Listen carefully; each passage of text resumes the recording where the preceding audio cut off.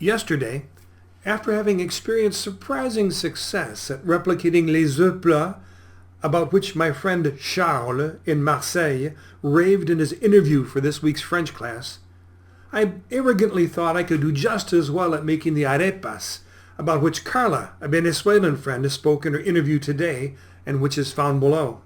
Since I like to use ingredients from our own garden, instead of buying some masa arepa, which would have been the coward's way out, I took some of the popcorn I grow and ground it with our hand grinder. Next, still brimming with confidence, I added some salt and water and began kneading it into what I hoped would become dough. This cornmeal didn't turn out to be very fine. Better run the whole conglomeration again through the grinder. Pero ¿qué pasa?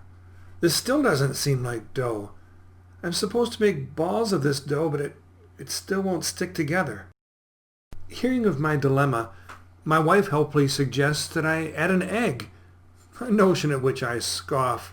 Culinary giants don't need to stoop to such measures to experience success. And then, once she has left the room, I throw an egg in the bowl out of desperation.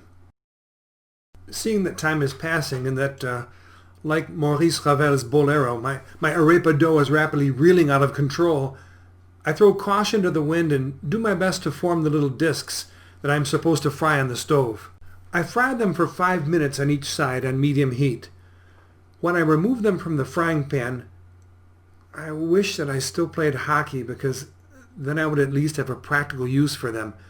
Nonetheless, I put them in the oven for 15 minutes at 350 degrees to ensure that the insides will get cooked, while wondering if we still have any cereal in the cupboard if this turns out to be as unsuccessful as I suspect.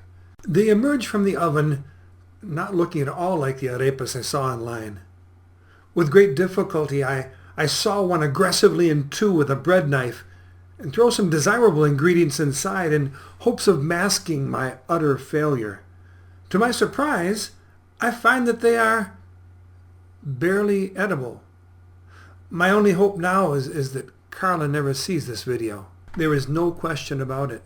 Language learning is not for the faint-hearted.